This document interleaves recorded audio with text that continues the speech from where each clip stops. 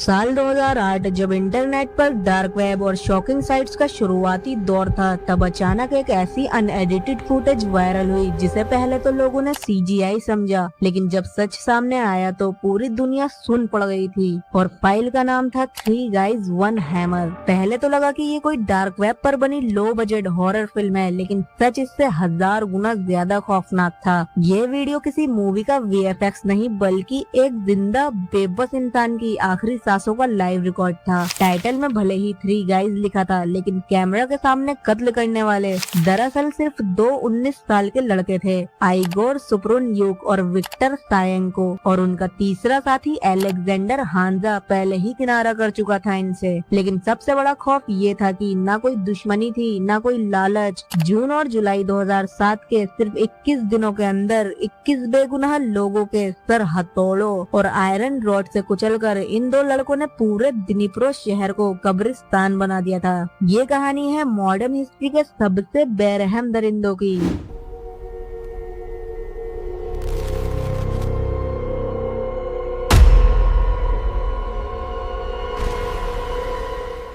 Hello guys, मेरा नाम है ब्लेड। अगर आपको रियल लाइफ क्राइम थ्रिलर्स पसंद है तो वीडियो को लाइक और चैनल को सब्सक्राइब जरूर कर।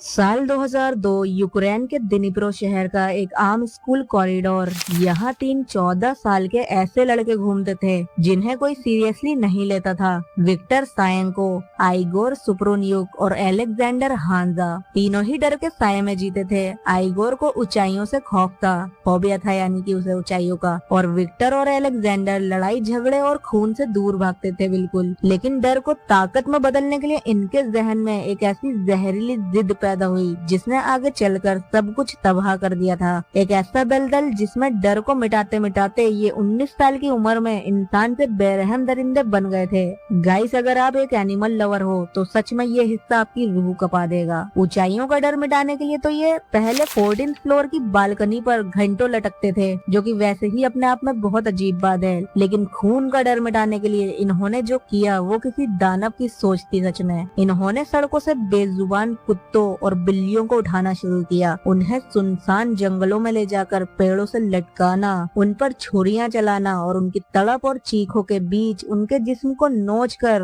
उनकी तस्वीरें खींचना। इनके बीमार दिमाग का मानना था कि जितना ज्यादा खून इनके हाथों पर लगेगा, इनका दिल उतना ही पत्थर होता चला जाएगा। लेकिन ये फिर उल्टी धीरे धीरे एक आदत और आदत से एक नशा बन गई थी। जानवरों के बाद इन्होंने रास्ते से चलते फिरते लोगों से चोरी और लूटपाट शुरू की। अलेक्जेंडर हांजा का डर लूटपाट तक आकर थम चुका था और वो पीछे हट गया था। लेकिन आइगोर और विक्टर की दरिंदगी अब किसी हद को नहीं मानती थी। उनका बीमार जहन अब इंसानी तड़प और इंसानी खून मांग रहा था। 25 जून 2007 की रात जब दिनीप्रो शहर की सुनसान सड़कों पर मौत का पहला शैतानी सिलसिला शुरू हुआ था। 33 साल की येकातेरिना इल्चेंको अपनी सहेली से मिलकर सुकून से पैदल अपने घर लौट रही थी। उसे जरा भी अंदाजा नहीं था कि अंधेरे में 2 दरिंदे उसका इंतजार कर रहे हैं। आइगोर सुप्रुनयुक ने अपनी जैकेट के अंदर एक भारी किलो हैमर छुपाया हुआ था। जैसे ही येकातेरिना उनके पास से गुजरी, आइगोर ने बिना किसी आहट के पीछे से उसके सर पर पूरी ताकत से वार किया। हमला इतना अचानक और तेज था कि येकातेरिना को चीखने तक का मौका नहीं मिला। और अगली सुबह 5 बजे जब उसकी माँ ने सड़क पर अपनी बेटी की लाश देखी तो मंजर इतना खौफनाक था कि उसे पहचानना तक नामुमकिन हो चुका था तब। लेकिन इनका खूनी खेल यहीं नहीं रुका। पहला मर्डर करने के बाद इनके हाथ कांपे नहीं, बल्कि इनकी हवस और ज्यादा बढ़ गई थी। सिर्फ 1 घंटे के अंदर उन्होंने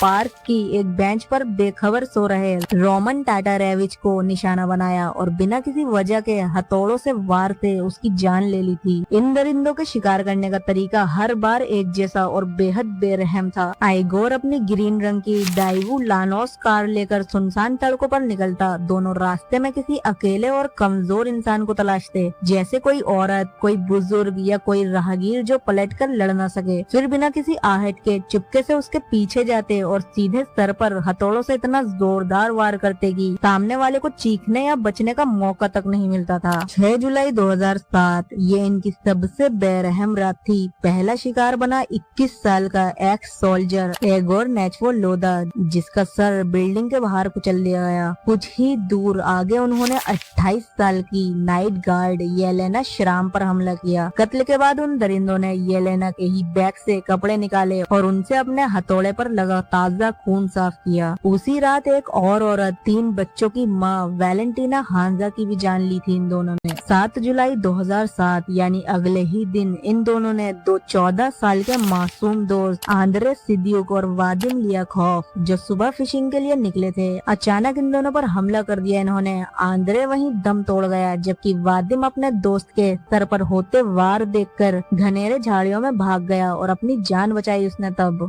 12 जुलाई 2007 48 साल के सेर्गे यात्जेंको अपनी मोटरसाइकिल पर सवार होकर अपने परिवार से मिलने जा रहे थे। उन्हें जरा भी अंदाजा नहीं था कि जंगल के इस सुनसान मोड़ पर मौत उनका इंतजार कर रही है। आइगोर और विक्टर ने उन्हें रास्ते में रोका। आइगोर के हाथ में एक प्लास्टिक का थैला था जिसके अंदर उसने हथौड़ा छुपाया हुआ था ताकि शिकार को आखिरी पल तक हथियार न दिखे और वार करने के बाद हथियार लपेटकर बिना किसी शक के वहां से वापस निकला जा सके। उन्होंने सेर्गे पर हथौड़े और स्क्रू ड्राइवर से बेरहमी से वार शुरू किए और इसी खौफनाक मंजर को विक्टर ने अपने मोबाइल कैमरा से रिकॉर्ड करना शुरू किया। यही वो रिकॉर्डिंग थी जो बाद में इंटरनेट पर 3 गाइज 1 हैमर के नाम से बदनाम हुई थी। इनका ये बीमार शौक सिर्फ वीडियो बनाने तक नहीं रुका, ये लोग हर कत्ल को एक ट्रॉफी की तरह ट्रीट करते थे। लाशों के पास खड़े होकर स्माइलिंग फोटोज खींचना, और हद तो तब हो जाती थी जब ये बेखौफ होकर उन्हीं बेगुनाहों के फुनरल्स अंतिम संस्कार में जाकर उनकी कब्रों के साथ तस्वीरें लेने लगे थे। दिनिप्रो शहर में खौफ का ऐसा आलम था कि सूरज ढलते ही सड़कें कब्रिस्तान बन जाती थी। लोग खौफ में थे कि पता नहीं कब पीछे से कोई आकर उनका सर फोड़ दे। शहर में ये अफवाह भी तेजी से फैलने लगी कि कातिल कोई आम लोग नहीं है, बल्कि शहर के बड़े जजेस या पॉलिटिशियंस के अमीर बेटे यानी गोल्डन यूथ हैं। इसलिए पुलिस उन पर हाथ ही नहीं डाल रही है। पुलिस शुरुआत में इतनी भटक चुकी थी कि जब 14 साल का बच्चा वादिम लियाखोफ जंगल से जान बचाकर पुलिस के पास पहुंचा था, तो पुलिस ने उल्टा उसी पर शक करके उसे लॉकअप में डाल दिया। लेकिन जब वादिम के जेल के अंदर होने के बावजूद अगले ही दिन शहर में 2 और सर कुचली लाशें मिली, तब जाकर पुलिस के होश उड़ गए। पुलिस को अपनी भूल का एहसास हुआ। उन्होंने वादिम को फौरन बेकसूर मान लिया और रिहा कर दिया और उसे इस केस का सबसे अहम गवाह बनाया। वादिम ने आगे आकर पुलिस आर्टिस्ट को दोनों दरिंदों के चेहरों की एक एक डिटेल बताई और फोरेंसिक स्केचेस बनवाई, और यही स्केचेस पुलिस के लिए इस अंधेरे केस में पहला बड़ा सुराग थे। 21 बेगुनाह जिंदगियां लेने के बाद इन दरिंदों को लगा कि वो कानून से ऊपर हैं, लेकिन इनका अंत एक मामूली लालच की वजह से हुआ था। 14 जुलाई को उन्होंने एक स्कूटर चला रही महिला नटालिया मामारचुक का कत्ल किया और उसका मोबाइल फोन चुरा लिया। आइगोर सुब्रनियुक उस चोरी के फोन को एक लोकल पॉन शॉप पर बेचने पहुंचा। उसने शॉपकीपर से सिर्फ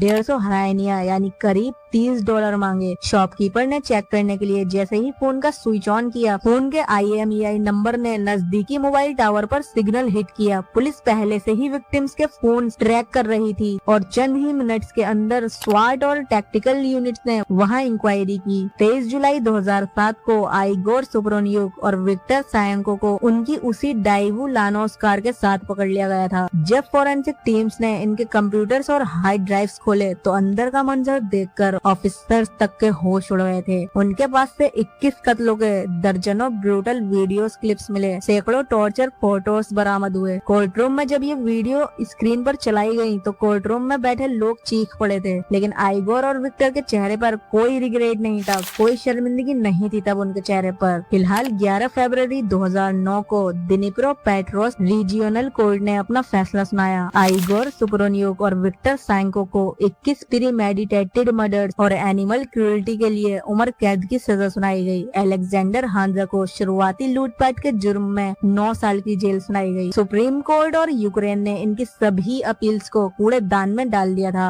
अलेक्जेंडर हांजा 9 साल की सजा काटकर रिहा हो चुका है, जबकि आइगोर और विक्टर आज भी यूक्रेन की अंधेरी हाई सिक्योरिटी सेल्स में अपनी आखिरी सांस लेने का इंतजार कर रहे हैं। आपको इस केस की डार्क साइकोलॉजी और पुलिस इन्वेस्टिगेशन पर क्या लगता है? अपनी राय कमेंट सेक्शन में जरूर शेयर करना। अगर आप ऐसे ही deeply researched true crime investigation देखना चाहते हैं तो चैनल को सब्सक्राइब जरूर कर लेना। मिलते हैं अगली इन्वेस्टिगेशन ब्रेकडाउन में, तब तक के लिए सतर्क रहें, क्योंकि हर हंसता हुआ चेहरा सच नहीं बोलता और हर खामोशी एक म्यूट प्रूफ होती है।